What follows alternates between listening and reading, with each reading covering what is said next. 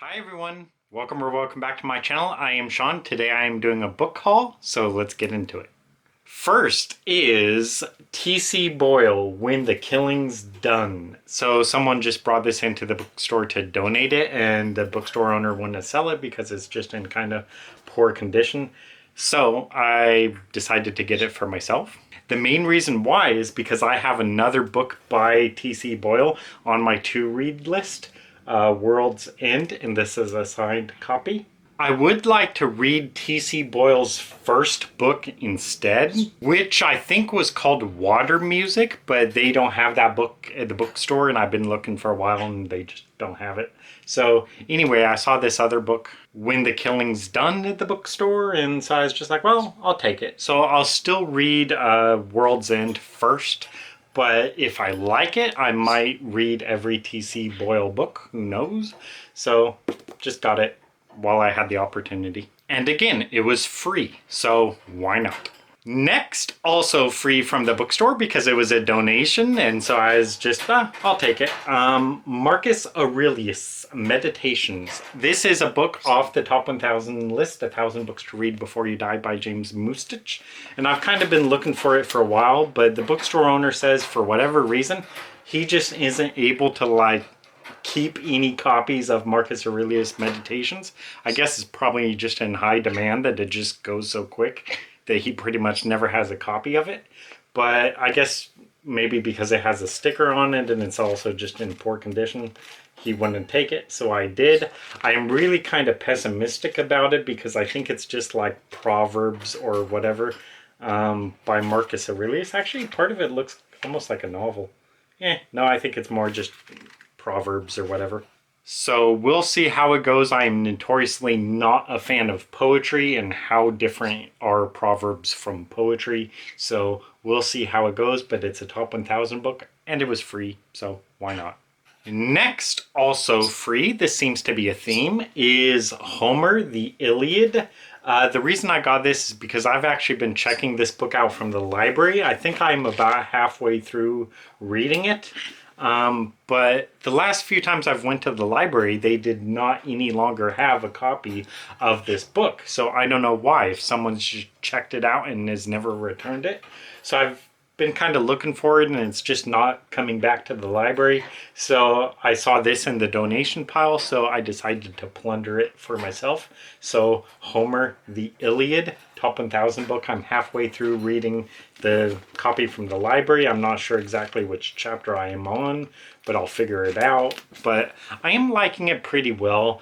It is a lot of the book is very much like so-and-so killed so-and-so, and so-and-so killed so-and-so, and so-and-so then killed so-and-so, and so-and-so killed so-and-so.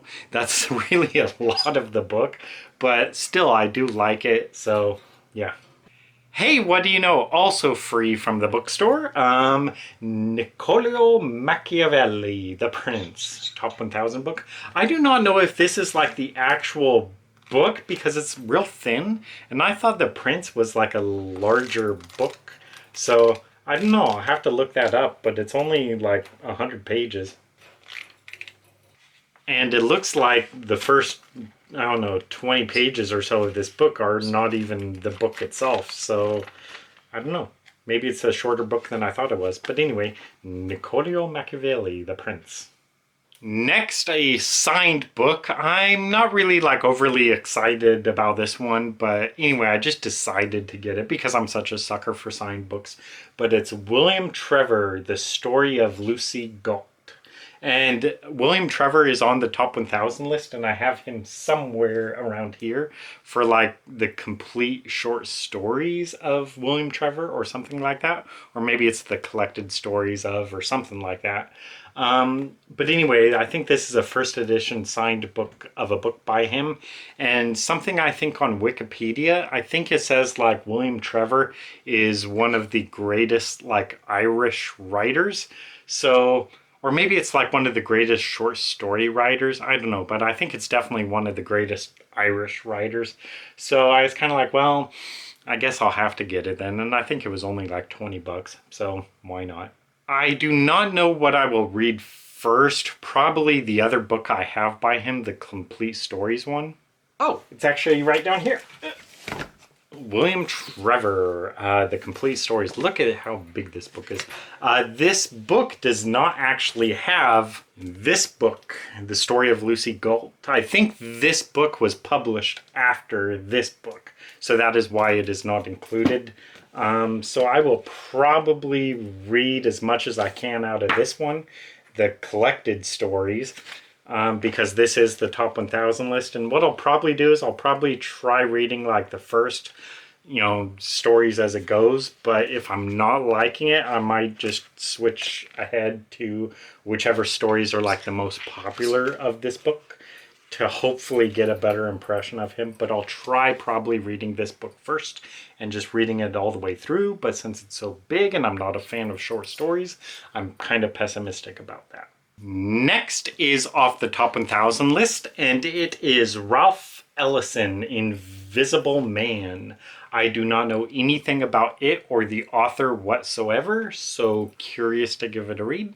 Next, this is a trilogy off the top 1000 list, and it's Robertson Davies. I don't even know the name of the series, but there's Fifth Business, The Manticore, and World of Wonders.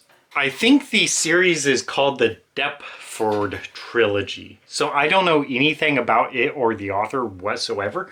One curious anecdote is I think the bookstore owner says he is probably the last guy to ever be recipient of a Robertson Davies autograph, because he went to a book signing and Robertson Davies signed the book for him, and then he kind of froze, and like the guy next to Robertson Davies was like, "We gotta go."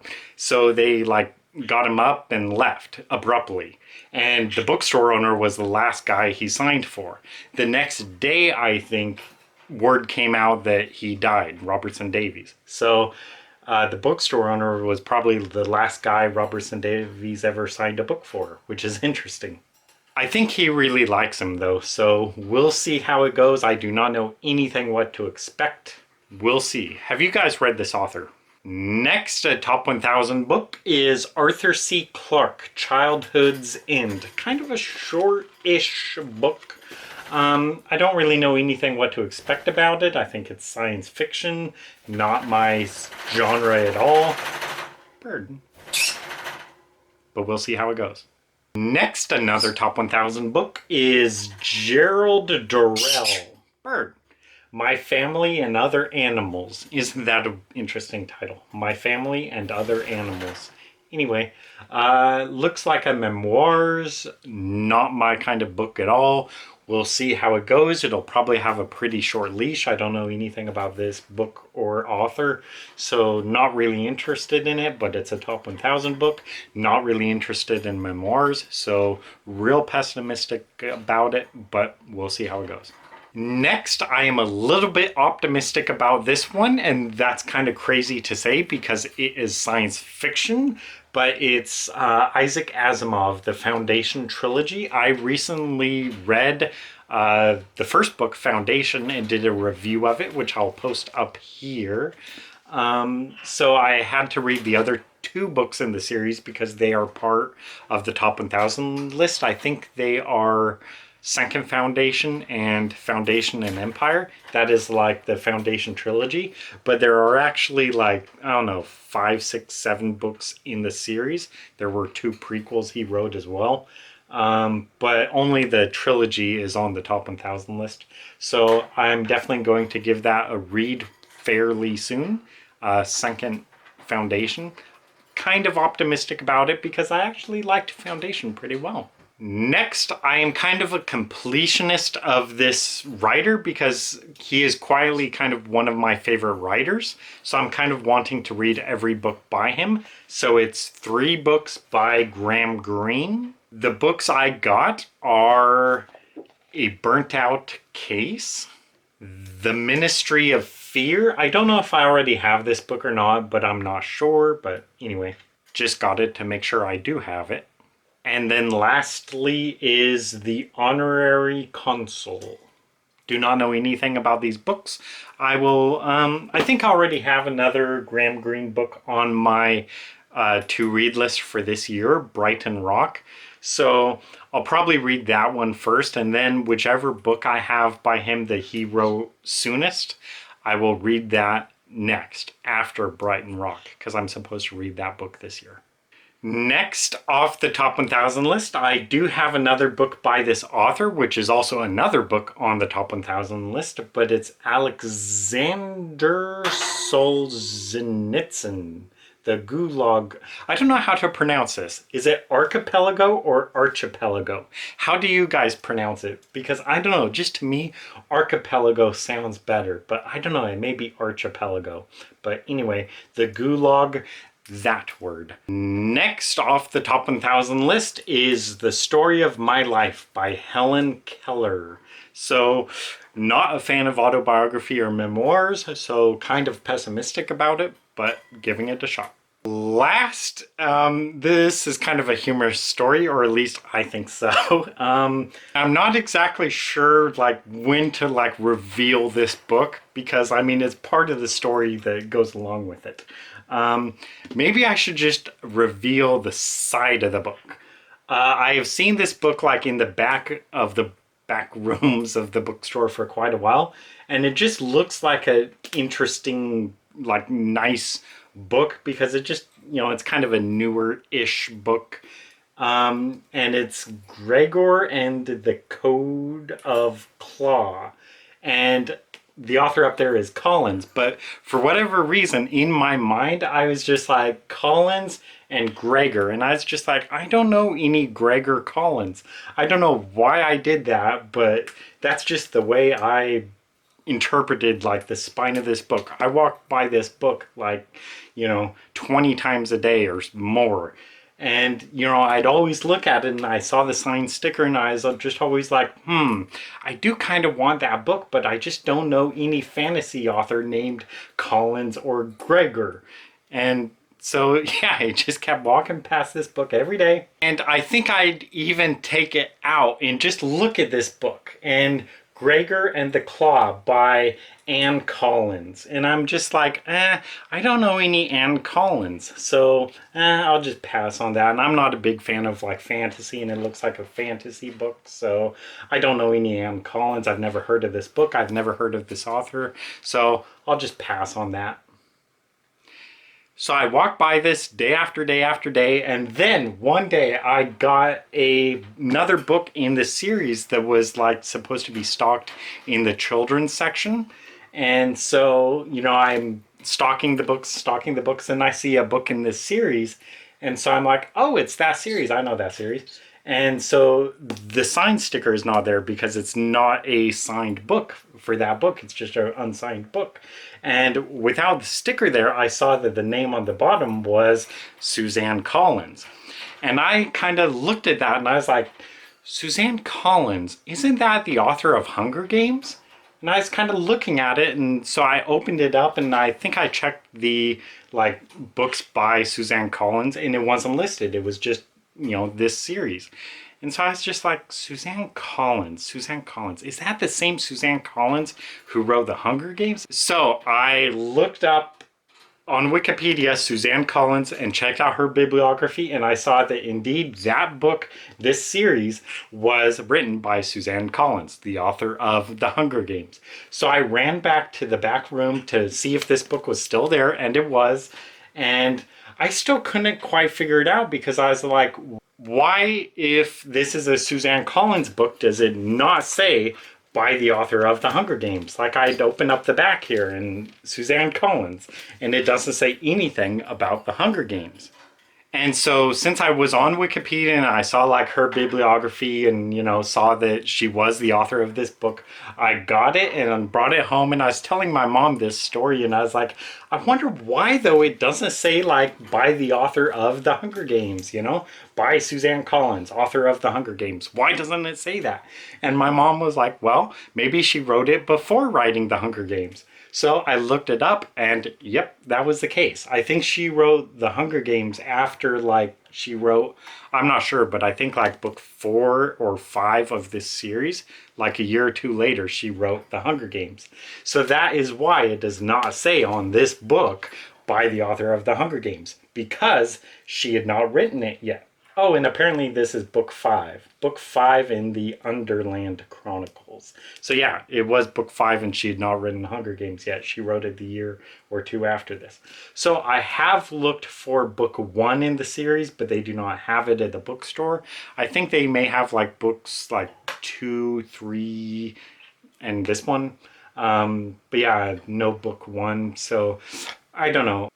I'll probably have to either try to find it from the library or maybe buy it online if I tried giving it a read. This is funny because Suzanne Collins has actually been like one of my most wished for autographs for a while. I have had like a list of like my 10 most my 10 most wanted signed books by like, Stephen King and, so on, J.K. Rowling. And Suzanne Collins was often on that list. Not so much because I really liked The Hunger Games. I had some problems with it. But just because she is the author of The Hunger Games. That's a real popular book. So I've wanted a signed book by her, for a long while. And so it's just so hilarious to me that I walk by this every day at the bookstore. Collins, Gregor and the Code of Claw, and Anne Collins. If I just opened up the back flap of the book, I could have seen Suzanne Collins, but I just walked by it every day. And I mean it, just every time I would pass this book, I'd just look at it, just thinking, I want to buy that book, but I just don't know any author named Gregor. That was just, for whatever reason, that was my thinking, was that this book was written by someone named Gregor. Anyway, so I just think that's pretty hilarious. Always wanting a Suzanne Collins book and then figuring out I was walking by it every day. I don't even know what I paid for it. I think it was only like $40 or so. Dang, it's actually priced. It says $270. Oh, and it's inscribed. For Molly, thanks for keeping Gregor company. Love, Suzanne Collins. Huh, so apparently it's probably written to someone the author is pretty acquainted with, which is cool. But yeah, it says it's marked for $270. I definitely did not pay that much for it. I think I only paid like $20, $40, maybe $60 for it. So real excited about that. I guess while I am on this topic, I should go ahead and say some of my thoughts about the Hunger Games. So I read it, I don't know when exactly, maybe 8 years ago or so. I didn't read it like when it came out. I read it quite a while after, like after the movies were out and all that. And so the first book, thank you, baby. The first book, I really didn't like it very much at all. I mean, I thought her writing was overall okay, but the entire story was just kind of boring. I mean, most of the book, like Katniss doesn't really even do much of anything. It's just like she sits or hides out and like recovers from little wounds, and the writer talks a lot about like pus and vomit. There's just like a lot of uses of those words, which is just kind of gross. And then like the love interest of the book, there's kind of two. There's meant to be a love triangle with this other guy that Katniss knew beforehand, but I absolutely never felt anything for him, so I did not totally get at all like any kind of feeling of this like love triangle thing, because I just didn't even know that guy from her like previous friendship or whatever. I just totally did not feel any kind of a romance there. And then with the other main guy in that book, The Hunger Games, the one who is actually in the competition with her, Nibbler is taking a bath. With the other guy in the competition, it's like they are trying to like stoke up this romance to play up to views, but it's very clear in the book that Katniss does not actually really feel anything for this guy, and she is just supposed to be playing it up just for the views or whatever, to get sponsors or whatever, and so she doesn't really even care about the guy very much. So to me, like all the fans, all these like teenage girls or whatever, were all obsessed about this like love triangle in the Hunger Games, and I'm just like, I don't even feel there's a romance between any of these characters. And then I think a real crucial mistake in the book is that the whole book is kind of leading toward, the ending where it'll probably come down to these two characters left alive, the guy and the girl, Katniss and this love interest, and will they kill each other or not? Everything building up to that point is like building up to this question of, are they going to fight each other, or are they going to like somehow get along? Is she going to kill him? Is he going to try to kill her? Is he lying about like loving her? And is he just going to stab her in the back? So that is kind of the whole suspense that this is building up to, is what is going to happen with these characters. Are they going to kill each other or what? And then like 75% into the book, the like company, the Hunger Games group or whatever, announces that the final two survivors, I forget exactly how it's worded, but basically it's something like 2 people can survive. They do not have to kill each other in the end. And I'm just like, that destroys any kind of tension whatsoever, because even if he was going to stab her in the back or whatever so he could win, he doesn't need to win the competition, because if they are the final 2 survivors, they win automatically. So there's no need whatsoever for him to attack her or her to have to kill him or whatever. So it was just like, it's all building up to this moment, and then 75% in, oh, if they both make it to the end, they can survive. And then I think at the very end, then they try to say, nope, actually you do have to kill each other, but then they don't for whatever reason. I don't even remember what. So the book was just kind of bad to me. I mean, it was overall okay. It was okay written, but I think it was like grossly overrated. I did think the second book, Catching Fire, was much better, because just the pacing of the book was a lot better. Thank you, baby. Because with the first book, all she is doing is just like sitting, waiting around, waiting for all the other competitors to kill each other. But in Catching Fire, they have this whole like map thing with the clock where they have to keep moving from one region to the next. Thank you, baby. Because like things are trying to kill them, so they have to keep moving. So the plot, the pacing of the next book, Catching Fire, was much better.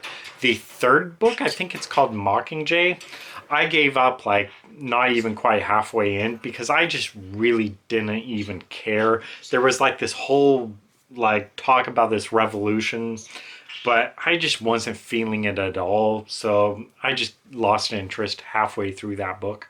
A big problem for me is I think the protagonist was just boring. I just did not like or care about Katniss at all, especially like even in the first book where she is meant to be like the protagonist, right? And I just didn't feel any reason why she should be the protagonist. Why should she be the protagonist over any other random character? And any of the random other characters in the book, I figure probably would have had better stories than her. I mean, they have reasons for winning as well. They have family and loved ones and friends and love interests, whatever, of their own. So why should I care about Katniss and want her to win and basically want her to kill the other characters when they have families of their own and love interests of their own? So I was like, why is Katniss the protagonist of this story? She's just not really even interesting. I don't even like her. I don't care about her. Why should I care about her more than anyone else? So that was kind of a problem I had with the book. I just didn't like Katniss. Finally, something I want to say, and I know this is kind of sidetracked, we're a long way from the book haul video, but anyway, Hunger Games was often compared to Divergent, and I have 2 signed books by the author of Divergent. I think it's Veronica Roth. I did kind of much like Divergent. It was just a real interesting story, like with the factions and everything, and all society being grouped around these different factions, and whatever trait you have, whatever faction you fit into, that is kind of like your whole life is geared around that. It was just real interesting to me. I thought it was kind of a little bit more similar with Harry Potter because of the different houses of, Gryffindor and all that. So everyone would kind of think like, which Divergent class would they fall into?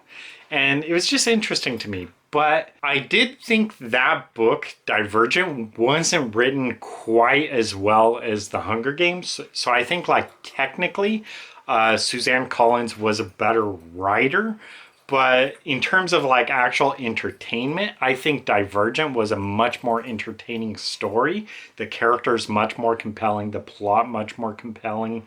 The whole storyline, like the factions and all that, I just really liked that.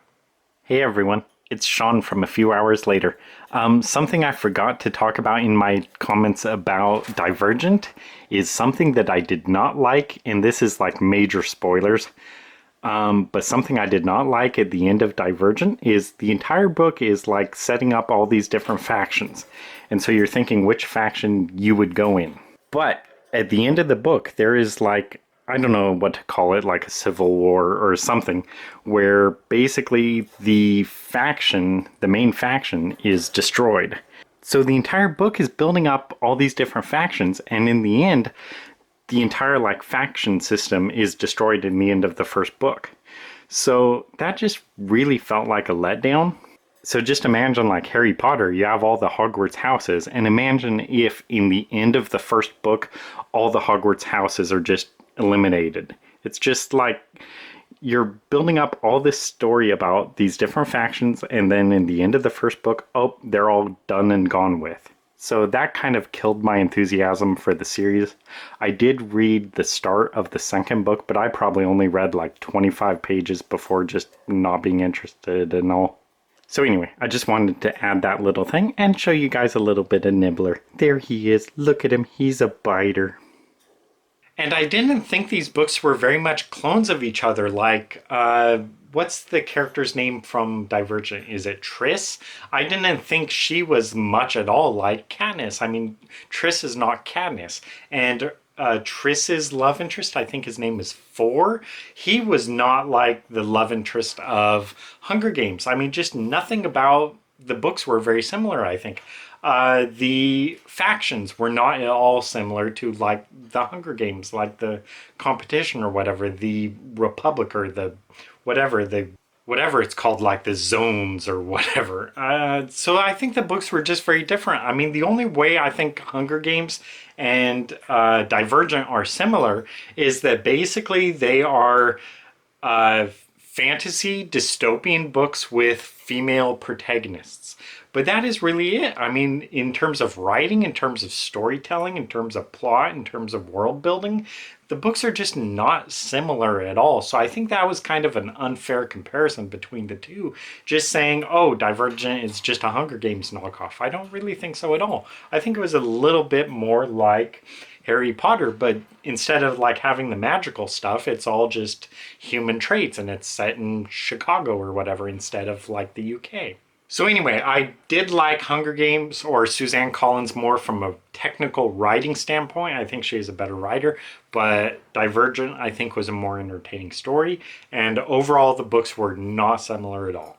So that was just a tangent. In another video of mine, I think I go through and read all the times that Veronica Roth uses heartbeat in Divergent.